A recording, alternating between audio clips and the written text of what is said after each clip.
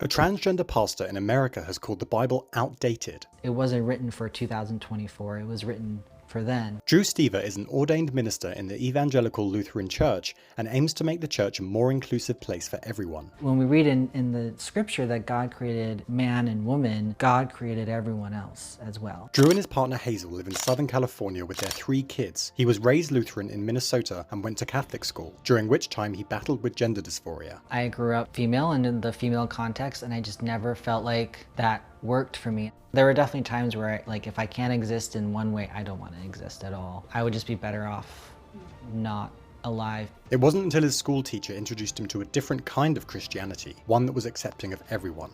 And there was a moment where I woke up in the morning and the words that came to my mind was, you don't have to be angry anymore. It almost felt like God just took a snowball and just threw it at my face. Drew's partner Hazel is also an ordained minister and supported Drew when he was getting a lot of hate online for being a transgender pastor. 68% of Protestants and 51% of Catholics believe that a person's gender is defined at birth, according to a study from Pew Research. Drew has faced discrimination himself. Recently he hung a pride flag outside of his church, and just days later the flag was torn down and vandalized. He took to Facebook to address the incident, saying, "This will never stop us from spreading the message of love, working for justice, and praying for the healing of all God's people. God's love is louder than hate." Drew continues to spread love and positivity, opening his arms and his church to everyone. The pastor even uses his social media to spread queer positivity, showing the world that there isn't one way to be a Christian.